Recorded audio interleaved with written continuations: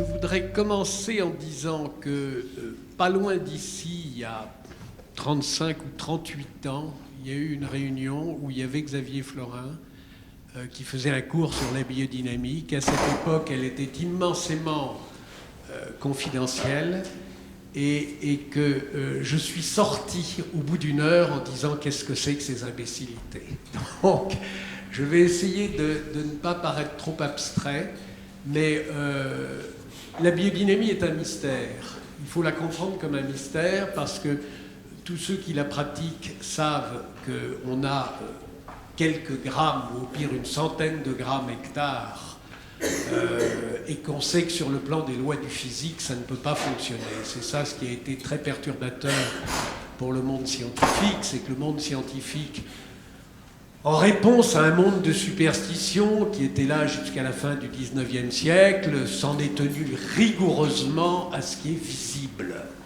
Et si vous en tenez rigoureusement à ce qui est visible, vous occultez tout un système qualitatif qui aurait dû nourrir la nouvelle génération et qui devrait commencer aujourd'hui à penser autrement. Et malheureusement, c'est très rarement fait.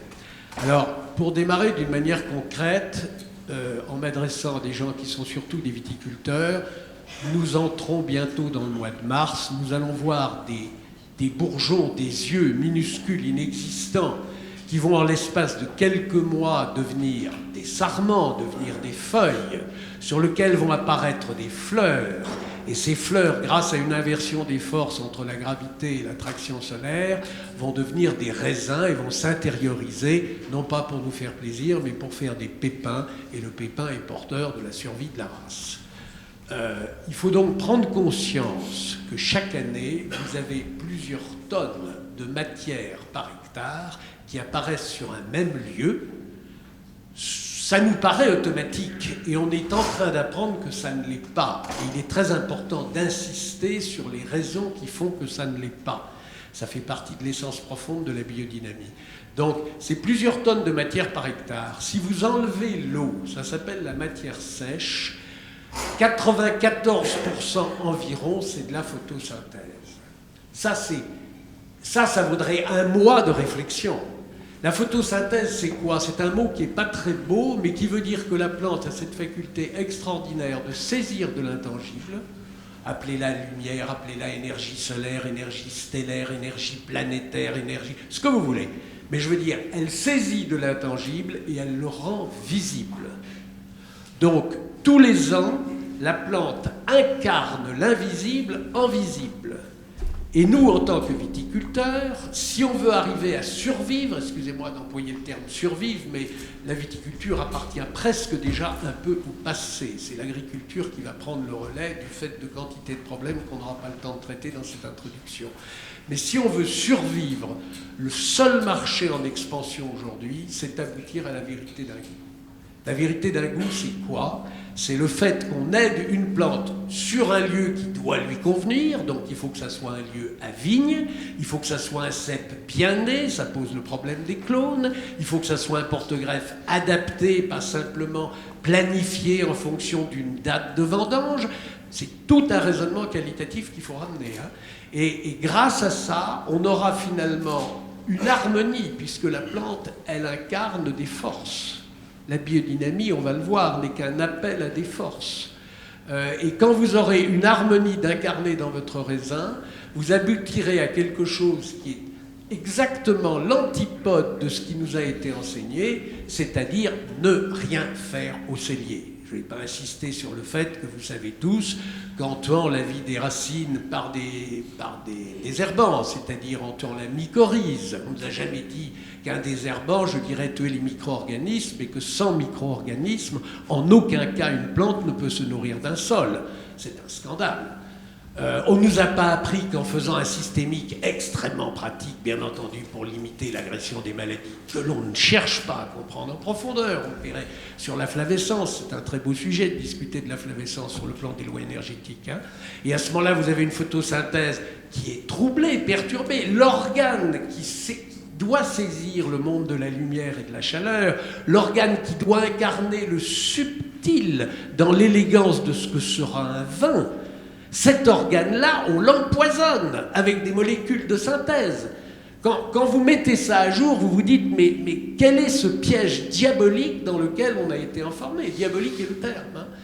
Donc, l'essence même de la biodynamie, ça va être, sur un plan pratique, pour les viticulteurs, d'arriver à pouvoir avoir au sein du cellier un tel équilibre dans le jus de son raisin, il y a 1000 détails à respecter, de sorte qu'il n'y a plus rien à faire au cellier. C'est-à-dire que vous retombez dans les années 60, dans les années 50, avec des inégalités bien sûr, mais je dirais où tout doit se passer par lui-même. On n'est donc pas dans ces contresens de ces terribles levures aromatiques qui mettent les vins français, avec quelques autres pays, mais on est admirablement pourvu en terroir, mot qui n'a plus aucun sens aujourd'hui parce qu'il est galvaudé. Et au lieu de nous apprendre à exprimer nos lieux, nos originalités qu'aucun autre endroit au monde ne peut véritablement copier, on nous apprend à les brader au nom de lois économiques qui sont plus rentables et au nom d'une chirurgie esthétique au cellier qui finalement fait que notre produit est absolument comparable à d'autres et quand on a une main-d'œuvre et des coûts beaucoup plus chers, c'est une condamnation discrète, je dirais, à la faillite. Revenons à la base. On a donc cette photosynthèse qui incarne de l'invisible. Très concrètement, vous devez vous poser ces questions concrètement. Hein. Où est aujourd'hui le millésime 2015? C'est ça vraiment une question. Si tout va bien, dans 7-8 mois, il y aura une vendange. Où est-il aujourd'hui? 94% de ce qui est incarné, je dirais, c'est de l'intangible. Alors elle est quoi cette biodynamie? C'est ça qui est fabuleux. Aujourd'hui, on voit un effort considérable de gens très sincères qui vont faire des mesures. Mesure de la vie des sols, mesure de l'aspect des sols, c'est déjà mieux, on est dans le ressenti. Le ressenti n'a aucune preuve scientifique aujourd'hui. Mais on n'est pas du tout dans l'essence. Pour quelle raison est-ce quelques grammes hectares de préparation admirablement intéressante? Puisque finalement, dans la plupart de ces préparations, vous faites une synergie entre une plante et un organe animal. Pour le dire autrement, vous avez une plante qui agit sur un organe. Par exemple, vous savez tous que l'achillée millefeuille agit sur le système rénal ou que la camomille agit sur un intestin. Et la chose très intéressante, comme vous avez ces hauteurs de hiérarchie avec le minéral, le végétal, l'animal, l'homme, etc., je dis bien etc., vous avez, si vous voulez, la potentialité de la plante qui est élevée en l'enfermant dans l'organe sur lequel elle agit. C'est pas toujours comme ça, mais c'est souvent comme ça. Et après, on va choisir l'animal qui a le plus, je dirais, d'intensification ou d'action dans cet organe. C'est un peu énarque ce que je suis en train de vous dire. Alors je vais le rendre moins énarque en vous disant l'intestin, c'est un monde de digestion qui est extraordinairement incarné par la vache qui, à elle seule, vaudrait 1 heure de discours. Cet animal, c'est admirable de voir qu'il y a des civilisations qui ont sacralisé la vache. C'est vraiment admirable. Et donc vous passez une camomille qui agit sur l'intestin dans un intestin de vache. Quelle synergie! Là, on est sur un plan encore assez terre-à-terre. Et ce qui est négligé, ce qui me fait extrêmement peur aujourd'hui, donc on a franchi l'étape où la biodynamie risquait d'être inconnue il y a 35-40 ans. On est en train de rentrer dans ce drame de la preuve. Et alors, je dirais, une biodynamie doit se prouver par la qualité d'un vin. En l'occurrence, c'est pour ça qu'elle a fait le tour et qu'elle fait le tour de la planète en viticulture. Hein. C'est parce que finalement, elle agit sur le subtil. On pourra peut-être y revenir. Je veux dire, goûter un raisin 1 mois avant vendange, goûter un raisin au moment de la vendange. Vous avez 1 mois avant vendange, vous le recrachez, c'est nul, c'est mauvais. Et on considère que c'est automatique, que la vigne fasse cette subtilité de goût. Ça n'est pas automatique, ça passe par un système qui est extrêmement sophistiqué, extrêmement puissant, et que l'on peut, nous biodynamistes, et que l'on peut accroître. Si vous avez 10 heures de travail à faire par jour et que vous êtes seul, vous le ferez moins bien que si quelqu'un vient vous dire « Tiens, je peux peut-être te donner un coup de main ou je t'amène un café à 10 heures ». La plante est un être vivant. Simple, mais c'est un être vivant. Nous sommes 2 règnes au-dessus. Nous avons la puissance de notre humanité dont on nous dégage sans arrêt par une éducation terriblement technocratique. Et on ne fait pas vivre dans la jeunesse la capacité de vivre l'enthousiasme, de vivre la grandeur de l'homme, son pouvoir. La jeune génération a des pouvoirs beaucoup plus qu'à ma génération, mais on ne leur a pas appris à les découvrir.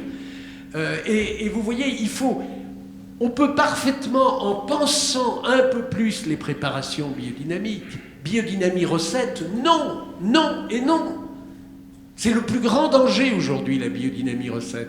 Pensons ce qu'est la maturité, pensons ce que on peut appeler en un premier temps, et je le respecte, il ne faut pas décourager les gens là-dessus, des forces ou des processus. Mais ceux qui ont des années de biodynamie savent très bien qu'il faut identifier ces forces et ces processus, et que la première identification dans la jeune génération, ça sera inéluctable, c'est aller à la découverte de ce qu'on appelle les êtres élémentaires, sujet banni et qui fait rire le monde scientifique. Mais enfin, excusez-moi, pourquoi H2O, pourquoi 2 atomes d'hydrogène ont une affinité avec un atome d'oxygène?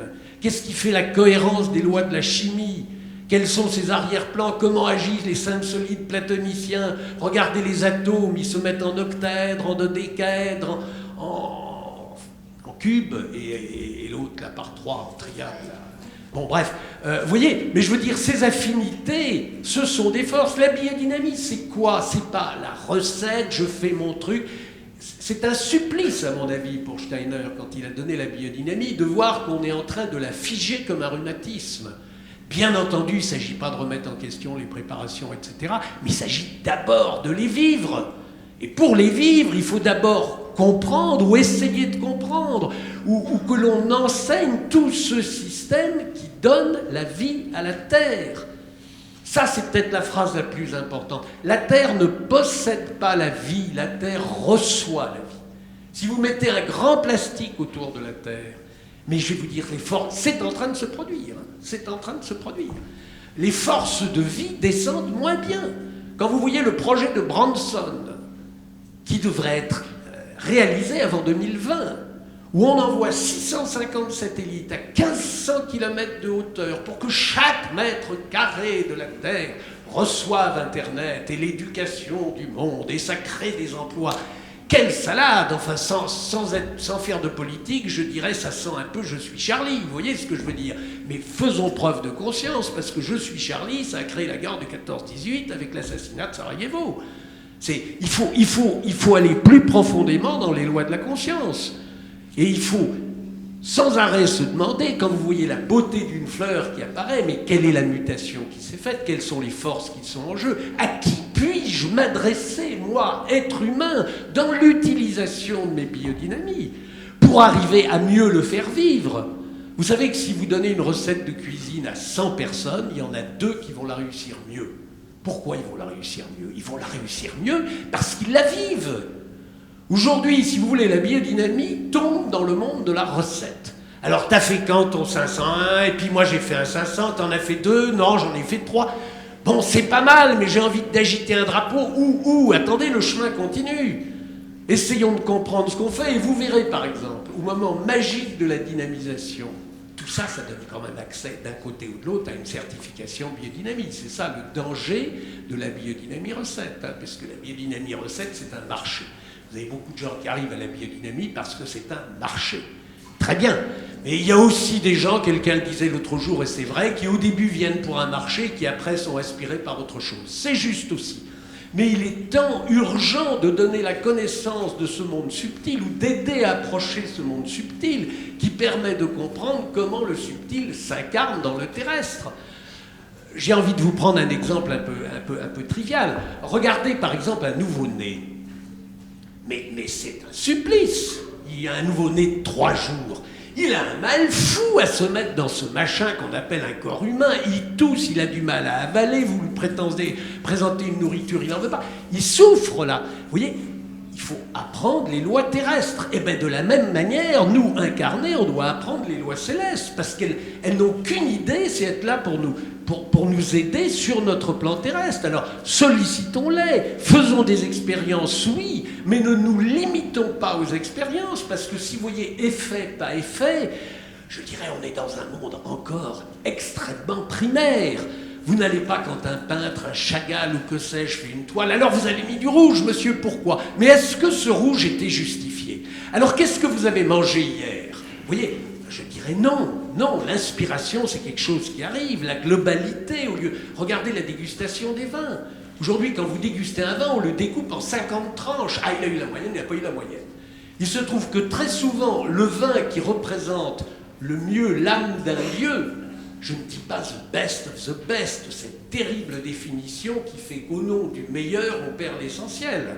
Hein? Mais je dirais, on refuse souvent des vins d'âme, des vins qui ont une force, parfait, ça m'est égal, mais des vins qui vous touchent, des vins qui créent une émotion, parce qu'ils ne correspondent pas aux 50 critères.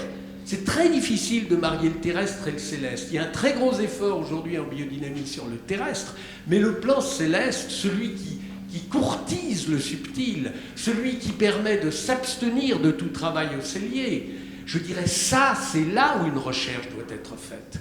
Et je dirais jamais les êtres élémentaires n'ont eu autant besoin d'être reconnus. Vous voyez, si je parle à quelqu'un anonyme, je ne sais pas très bien à qui je m'adresse, je fais un effort. Si je parle à quelqu'un, la conversation est plus directe et le retour est plus fort.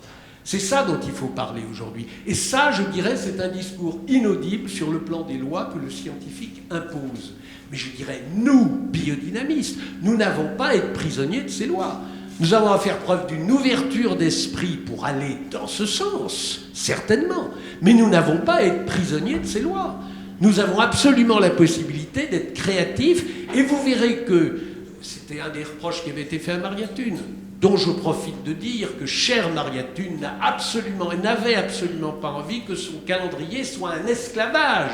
Ça, c'est de l'anti-Maria Thune. Maria Thune a ouvert à la connaissance du zodiaque, des planètes, de ses danses et de ces jeux de force dont on peut disposer si on le souhaite. Mais n'en faisons pas un carcan de prison. Ça n'est pas la biodynamie. Ne faisons pas un carcan de prison, de préparation biodynamie mis entre guillemets à la bonne date. Votre bonne date sentie par vous est peut-être une toute autre date qu'une bonne date d'ailleurs. C'est l'homme qui décide ça. Je me souviens de Maria Thune qui expliquait d'ailleurs que son voisin récoltait le blé au moment des moissons pendant la nuit. Alors bien entendu, tout biodynamiste a un soubresaut pendant l'obscurité, mon Dieu, dramatique. Et elle disait, mais je reconnais quand même que dans le blé, je ne le vois pas. Ça, c'est la grandeur de l'homme. Je me souviens d'un viticulteur champenois qui, au moment des grandes sécheresses, passait un atomiseur, alors vous voyez, 300 litres d'eau hectare, alors on lui dit, oh, mais c'est ridicule, ton truc, ça sert à rien, c'est évaporé dans la seconde. Mais ce qui sert, c'est le geste, c'est la pensée est une force. À quoi vous pensez pendant que la dynamisation se fait? Et j'ai envie de dire, qu'est-ce que c'est qu'une dynamisation? Comment se crée une spirale? Qu'est-ce que c'est qu'un vortex? Qu'est-ce que c'est que le point zéro qui est juste entre un sens et l'autre sens? C'est là où les forces arrivent. Si on s'en tient au plan technique et à une mesure hâtive, on risque, je ne dis pas on va, mais on risque énormément de désamorcer le subtil. Et le subtil ne peut pas entrer dans le plan de la mesure. Sans ça, vous videz tous les musées de France. Je vous mets une belle statue de Rodin. Alors, qu'est-ce que vous allez dire? La granulométrie, le poids, le volume? À quelle heure ça a été fait? Comment ça a séché? Quel outil était pour sculpter? Oui, ce n'est pas des points totalement inintéressants, mais le plus intéressant, c'est le sculpteur. Vous avez une personne dans un restaurant qui vous apporte un plat que vous aimez beaucoup. Ce n'est pas la personne qui apporte le plat qu'il faut féliciter, elle fait un travail qui est juste, mais il faut aller voir le cuisinier. Et donc la compréhension du subtil, du lieu où vous êtes, de son passé, même si ce passé n'est pas un passé historique, il y a toujours un passé sur un lieu. Liez-vous à un passé, liez-vous à ce monde qui n'est plus là physiquement, mais qui est peut-être là spirituellement, qui est peut-être là énergétiquement. Ça ne doit pas choquer. Regardez, les Japonais ont toujours cette culture du défunt. Le défunt est actif, c'est nous les défunts. Vous voyez, je dirais prisonnier d'un corps physique qui vous donne accès à un certain nombre de sens, plus que la science actuelle ne nous en donne, mais qui sont difficiles à acquérir. Et finalement, qu'est-ce que c'est qu'une personne qui est très en avance comme Steiner? C'est quelqu'un qui a complètement dominé son égocentrisme et de ce fait qui n'est plus prisonnier des limites du plan terrestre. Et à ce moment-là, vous avez accès à des choses absolument extraordinaires. C'est ça qui a été donné, mais Steiner n'a pas donné la biodynamie pour qu'elle devienne quelque chose de rigide et de planifié. Et on a toujours besoin, c'est vrai, d'avoir une preuve, d'avoir un sentiment de retour. Est-ce qu'on n'est pas dans la folie? Est-ce que vraiment ça marche? Ça, c'est une réaction juste. Mais cette réaction juste, vous verrez que finalement, vous avez souvent la réponse au bout d'1 an ou au bout de 2 ans. Parfois au bout de 3 ans. Mais finalement, vous créerez sur votre lieu un espèce de calme céleste, entre parenthèses, dans laquelle la préparation 502 est loin d'être neutre. Un calme céleste, je dirais, vous avez amené des harmonies énergétiques qui fait que le lieu est très réceptif. Pour vous donner une image, c'est un peu comme un professeur qui saura être crédible vis-à-vis des élèves de sa classe et qui finalement pourra presque chuchoter et tout le monde écoutera encore mieux. Donc, vous voyez dans ces subtilités, quelque chose va avoir un effet là et pas là. Et quelque chose peut ne pas présenter d'effet parce que le lieu n'avait pas encore la maturité pour que cet effet naisse. Mais ça ne veut pas dire qu'il faut l'écarter. C'est là où je me méfie énormément de la mesure. Bien sûr que le poids et la mesure est terrestre, mais nous, biodynamistes, nous ne devons pas être prisonniers de ces simples termes. C'est à mon avis tuer un peu l'âme de la biodynamie de s'en tenir à ces lois terrestres. La biodynamie n'est pas terrestre. La biodynamie, comprenez les préparations en biodynamie finalement comme des petits relais au système solaire. Quand vous mettez de la biodynamie, vous mettez un système solaire. 502, on le sait, Liv Good l'a écrit, enfin, 502 c'est Vénus, 503 c'est Mercure, et puis ça continue avec toutes les planètes, hein, et la Valériane qui est saturnienne et qui est de ce fait, je dirais, très intangible. Mais quand vous faites la biodynamie chez vous, j'ai envie de dire, il y a 2 siècles, la biodynamie aurait eu très peu d'importance. Et je me demande, quand Steiner l'a créée en 1924, si ça n'était pas en anticipation de la situation terrible dans laquelle on est et dont très peu prennent conscience. Parce qu'on est en train d'occulter par une masse de satellites, d'antennes, de portables, de GPS à chaque voiture, on est en train d'occulter, d'assombrir le système qui donne vie à la Terre, c'est-à-dire l'appartenance de la Terre au système solaire. Nous sommes un membre du système solaire. Et on est en train, par tout ce qu'on intensifie dans l'atmosphère et la haute atmosphère, en train de mettre des fréquences et des longueurs d'onde qui finalement créent un barrage. Et c'est pour ça, à mon avis, que la biodynamie est tellement utile actuellement en viticulture. On a la chance, et là je rends hommage aux maraîchers, hein, on a la chance que nos vins soient goûtés. Vous avez un type qui fait un effort énorme, par exemple en carottes. Il est évident que des carottes en biodynamie, j'avais imposé une dégustation avant un Vinexpo il y a 7-8 ans. Une carotte en biodynamie, c'est du sucre, c'est de l'élégance. Une carotte en conventionnel, c'est un truc flottard absolument nul. Mais vous voyez, lui, il fait un travail où au mieux il aura « Tiens, j'ai bien aimé tes carottes ». En viticulture, c'est beaucoup plus gratifiant. Et de ce fait-là, je dirais, on a la chance que, non pas pour des raisons du tout philosophiques, mais on a la chance que de plus en plus, les gens se disent « Tiens, mon vin est meilleur, tiens, je retourne à des goûts authentiques, c'est le marché de demain. » Et de ce fait, la biodynamie se développe. Mais aujourd'hui, en tant que marché, je l'ai déjà dit, elle peut se développer uniquement dans ce but-là. Et ce que nous devons faire, c'est comprendre que l'on réattire dans notre lieu les forces ou les liens ou les relais, ou je dirais les numéros de téléphone portable pour ceux qui sont dans cette génération, qui apportent le système planétaire, avec les 2 soleils 500, 501. Et là, dans votre lieu, je dirais, c'est comme si vous vous mettez tous à hurler. J'ai besoin de parler avec quelqu'un au fond de la salle. Je vais être obligé de prendre un équipement pour lui parler en direct parce qu'il y a trop de bruit. Ce bruit que vous feriez, vous voyez, c'est la pollution de toutes les satellites, de toutes les longueurs d'onde, de toutes les antennes. Steiner avait dit la Terre sera dirigée par des sortes de grosses araignées qui seront dans le ciel. Ce sont les satellites. Hein. Et actuellement, ça s'intensifie. Et j'ai envie de dire, sans faire du catastrophisme, et après je vais m'arrêter parce qu'il faut savoir quand même ces choses-là, qu'est-ce qui se passe si finalement vous occultez les liens de la Terre au système solaire? D'abord, comprenons un peu, faisons l'effort de comprendre la cohérence du système solaire. Pourquoi Saturne a 30 ans? Pourquoi la Terre a 30 ans pour son année? Pourquoi nous, une année, c'est 365 jours? Pourquoi Mercure, c'est autour de 80 jours? Qu'est-ce qui fait ça? Enfin, il n'y a pas des chaînes. Vous voyez, je veux dire, ça, on prend ça pour un acquis, mais le vrai biodynamiste, quand il voit du mouvement, doit toujours se poser la question, quelle est la cause de ce mouvement? Qui anime? Qui anime? Et quand vous allez dans cette compréhension, vous vous dites, mais attendez, là, c'est diabolique ce qui se passe. Et qu'est-ce que fait la Terre si ça va trop loin? On le sait scientifiquement. Il y en a déjà eu 200. Ça, c'est une preuve scientifique, si on la veut. On sait qu'il y a une inversion des polarités magnétiques de la Terre. C'est-à-dire que le pôle sud, magnétique, hein, pas physique, le pôle sud devient un pôle nord. Et quand vous voyez aujourd'hui le glissement des saisons, il y a eu une phrase de Steiner que je n'ai pas retrouvée, mais que j'ai lue il y a 15 ans, où il avait dit « ce sont des cycles assez longs ». Je ne sais plus quel chiffre il disait, mais assez long. Et les scientifiques disent plusieurs centaines de milliers d'années, je ne sais pas si c'est juste. Mais il dit ce sont des cycles assez longs, mais l'homme pourrait considérablement les raccourcir. Et là, la Terre, c'est comme si je vous asphyxie, à un moment, vous allez vous secouer. Ben, de la même manière, la renaissance pour la Terre, le sommeil pour nous, si vous voulez, c'est que le pôle plus devient un pôle moins, et vous redémarrez un peu à zéro. Et là, je ne veux pas aller plus loin, mais comprenez ce que c'est qu'une cellule qui est polarisée. Toutes nos cellules sont polarisées. Pour aller d'un plus à un moins, vous passez par un point zéro. Donc ça pose le problème, combien de temps ça dure, etc. Je ne sais pas si on a là, il y a eu des changements de polarité magnétique de la Terre, partiels. On sait qu'Hawaï était un ancien pôle Nord.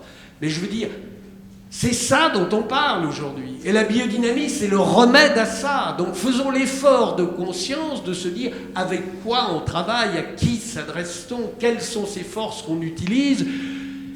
C'est ça dont la vigne a besoin pour, je dirais, nous donner un raisin chargé de forces célestes et qui, de ce fait, je dirais, sera exempt d'énologie. Et ça, c'est un vrai marché. Voilà. Alors, il était prévu peut-être s'il y a une ou deux questions, mais je ne veux pas être trop long parce qu'après, il y a d'autres gens qui doivent parler. Je ne sais pas si vous avez une ou deux questions. Mais pour moi, vraiment, ça, c'est important. Et j'espère que dans les structures de la biodynamie, on va pouvoir réattirer l'attention à ce monde de force. Regardez le travail de Lily Kolysko, moi je le montre toujours lors de séminaires. Vous avez une souris qui fait un cancer avec une D6 ou une D7 de nitrate d'argent. On trempe son grain dans cette dilution, 6 zéros, 1/100000. Elle fait un cancer de la gorge. Pourquoi la gorge, l'argent, etc. Et quand vous donnez une D20, je crois que c'est une D28, hein, vous ne reconnaissez plus l'animal qui est la souris. C'est-à-dire que les forces intenses que vous avez amenées de cette nitrate d'argent, l'argent, la lune, font que les forces que l'on appelle formatrices et qui créent la cohérence d'un organe ne s'expriment plus. Et de ce fait, vous n'avez plus cet animal. Ce qu'on fait en biodynamie, c'est l'inverse. En attirant d'abord les forces planétaires, on recrée de la cohérence. Et on peut dire après que la cohérence est une harmonie, parce que chaque lieu a un petit déséquilibre, soit vis-à-vis du monde d'en bas, donc des forces de gravité qui tirent en bas. Vous savez que le printemps, c'est juste le milieu des deux. Hein. C'est-à-dire les forces de la Terre et les forces du Soleil sont en équilibre. Et dès le lendemain du printemps, le Soleil est victorieux et le solstice d'été, on pourra enchaîner sur où il faut planter des vignes, plutôt d'éternellement à planter des vignes sur de la géologie. Parfois, on est dans le grotesque. Mais vous voyez, essayez de revivre ces forces, essayez au moment d'être dynamisation avec votre savoir, que vous pouvez décider d'augmenter ou non, mais avec votre savoir, essayez de mettre tout vous-même dans ce vortex. Ça, vous verrez que là, les préparations en biodynamie prennent une toute autre tournure dans leur effet. Voilà.